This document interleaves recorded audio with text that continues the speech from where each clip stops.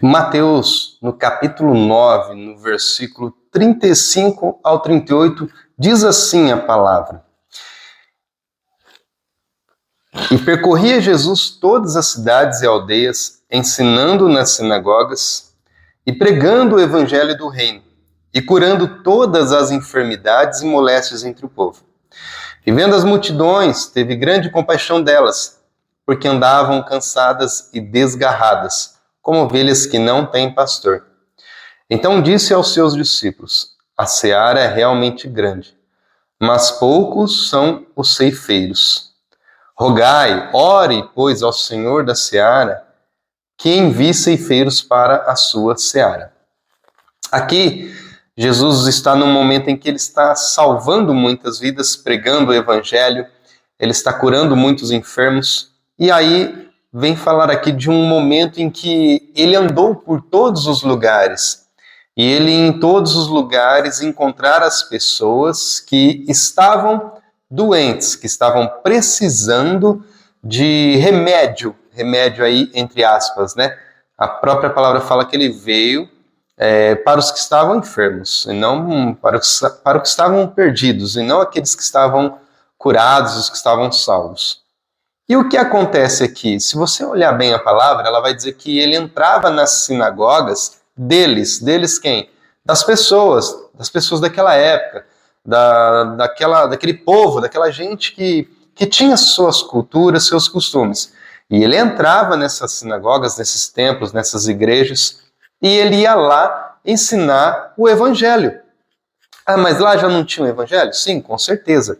Com certeza tinha o evangelho, tinha igrejas, tinha as pregações, né, os ensinamentos de Moisés daquela época nas sinagogas. Era muito usado também as menções sobre Abraão, sobre Isaac, sobre Jacó. Mas Jesus chegou para trazer um novo evangelho, o evangelho do reino de Deus e não mais do reino dos homens. E aí, vocês conhecem a história, começou a ter muitas divergências, né, entre o reino que Jesus estava trazendo e a palavra do reino antigo, né, que era olho por olho, dente por dente, era a lei. E aí Jesus vem trazer a graça. Mas eu não vou entrar nesse mérito. O que eu quero entender junto com você são os momentos em que Jesus estava indo ao lugar onde eles estavam. Olha que forte isso. Eles já estavam dentro da igreja, dentro do templo, porém eles não tinham Jesus. E Jesus foi até o templo mostrar quem ele era, as novas boas, as novidades, né, as boas novas do reino dos céus. Então Jesus entrou dentro do templo para pregar o mesmo Deus que eles estavam pregando, para falar do mesmo Deus de amor, o mesmo Deus de graça, de misericórdia. Até então, um Deus punidor, um Deus justo, um Deus que não aceitava coisas erradas. O pecado era tratado de uma maneira que tinha que ter morte. Então, Jesus veio mostrar, olha, esse mesmo Deus, ele também é amor. Esse mesmo Deus, ele também é graça. E Jesus foi até eles. O que eu pergunto para você hoje, o que eu pergunto para nós cristãos, se na nossa igreja, Jesus tem que estar indo na nossa igreja para pregar o evangelho para nós. Se o evangelho que nós estamos recebendo hoje, que você e eu recebemos hoje, é o evangelho que Jesus diz, está tudo ok, ali tem sido pregada a palavra verdadeira, tem sido mostrado o verdadeiro Jesus, ou não, Jesus está olhando para nós, para a nossa igreja, para a nossa vida, vamos dizer a nossa vida e não a nossa igreja? Jesus tem olhado para a nossa vida e tem dito assim, olha, eu preciso entrar no coração dessa pessoa para pregar o evangelho do reino. Por que eu digo nós? Porque às vezes dentro de uma igreja tem sido pregada a palavra verdadeira, mas eu e você, nós não conseguimos entender. A gente ainda está com o coração duro, a gente ainda está com o coração cheio de mágoas, não perdoamos, não reconhecemos que precisamos de um Salvador, não reconhecemos que estamos em pecado, não reconhecemos que estamos em falha, estamos como ovelhas desgarradas, sem pastor.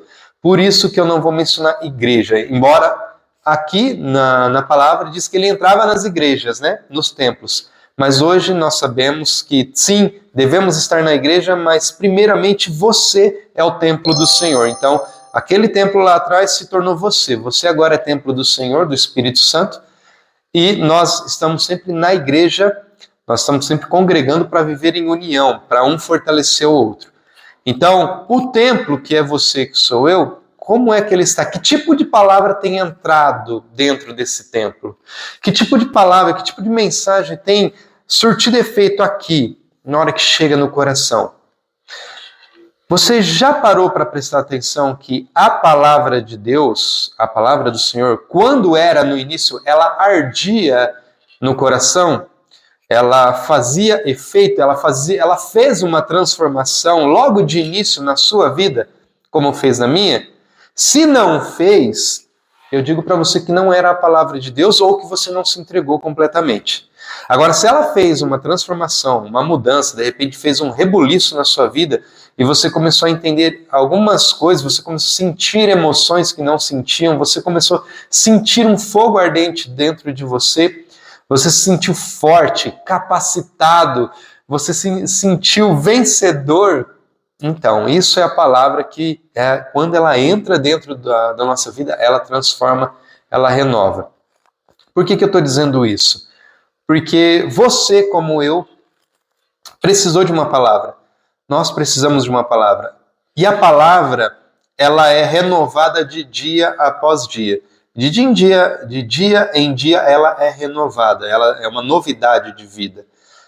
Só que tem muita gente que já acostumou com a palavra. O que é esse acostumar? É quando você já está cansado de ouvir o mesmo pregador, a mesma mensagem, o mesmo Jesus. Você está cansado de ouvir o mesmo Deus, o mesmo Espírito Santo, e você criou na sua mente que aquilo você já está saturado, você já sabe aquilo e você não precisa ouvir novamente. É por isso que a palavra de Deus deixou de ser uma novidade de vida em você, em mim, em nós. Então, o que nós devemos fazer?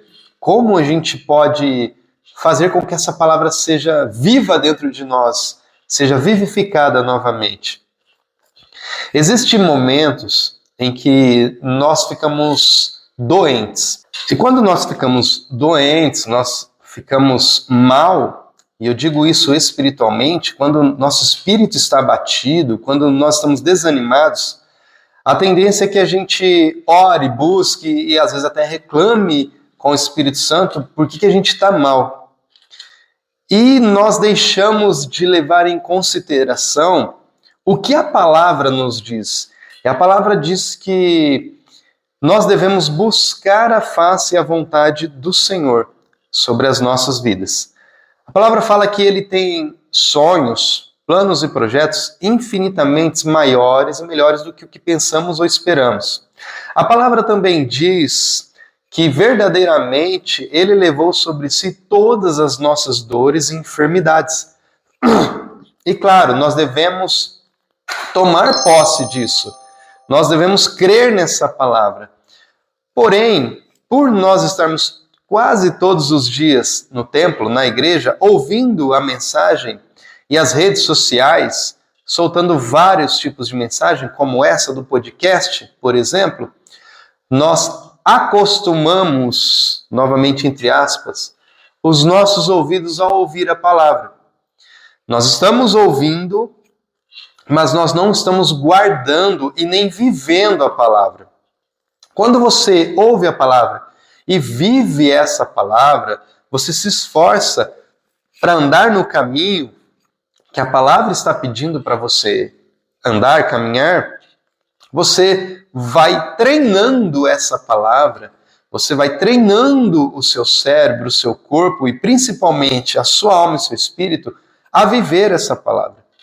E viver essa palavra implica diretamente em você deixar entrar no seu coração e na sua mente algo novo. Algo que pode transformar a sua vida, algo que pode renovar as suas forças, te dar vitória, te dar motivos para você continuar, motivos para você acreditar que virão dias melhores. Só que as circunstâncias, o mundo que diariamente está diante de nós, muitas vezes cega o nosso entendimento, cega a nossa visão espiritual. E aí, por nós estarmos sempre vendo as contas chegando, os boletos vencendo, o carro quebrando, a casa precisando ser pintada, o desemprego acontecendo, o salário não dando. Quando nós vemos essa situação, talvez aí o feedback ruim, né, ou um puxão de orelha do patrão e você fica desanimado, os funcionários, seus colegas de trabalho olhando para você e rindo porque você levou um puxão de orelha por ter feito algo errado, as coisas não estão indo bem no emprego. Quando nós estamos vendo isso, enxergando isso diariamente, então fica difícil a gente enxergar as coisas espirituais. Fica difícil nós acreditarmos na palavra de Deus, que provavelmente nós estamos ouvindo 1 ou 2 vezes aí na semana, dependendo do lugar onde você frequenta a igreja, e você ouve 1 ou 2 vezes por semana e talvez aí 30 minutos de palavra, né? Porque tem louvor, tem talvez aí oportunidades, tem apresentação de alguém, de algumas coisas e acaba tendo somente 30 minutos de palavra. E esses 30 minutos, por você já estar acostumado a ouvir, você acaba não guardando essa palavra e não querendo viver, porque a sua preocupação com o dia de amanhã, das coisas que você tem que resolver, é maior. Por isso eu peço a você que você comece a ler a palavra e a entender que ela tem que falar com você, ela tem que fazer transformação de vida em você, para que o templo que somos nós, ele venha a ser restaurado, ele venha a ser cheio do Espírito Santo. Porque quando ele for cheio do Espírito Santo, então, diariamente, nós teremos novidade de vida dentro desse templo, que somos nós. Claro, diante de tudo isso, também eu não posso dizer que você tem que... Na verdade, eu tenho que te dizer. Eu tenho que dizer que você tem que estar orando, pedindo a Deus que envie pessoas ou que te capacite para que a gente possa sair por esse campo e colher, porque a seara é grande, poucos são os trabalhadores. Vamos orar a Deus para que Ele nos capacite, nos oriente através do Espírito Santo e que a gente possa ter discernimento e conseguir enxergar as pessoas que estão dentro da igreja. As que estão fora, é claro, é muito mais fácil, mas aquelas que estão dentro da igreja é muito mais difícil você conseguir discernir quem é que está cheio, quem é que não está cheio do Espírito Santo, porque todos nós estamos ouvindo a mesma palavra, todos nós estamos ouvindo o mesmo evangelho, o mesmo Jesus que cura e que liberta, mas nem todos estão vivendo a novidade de vida, nem todos estão vivendo a palavra. Então que a gente possa ter esse discernimento e nos ajudar dentro da igreja, nos ajudar dentro da nossa comunidade, nos fortalecer um ao outro. Deus abençoe vocês, até o próximo episódio. Tchau!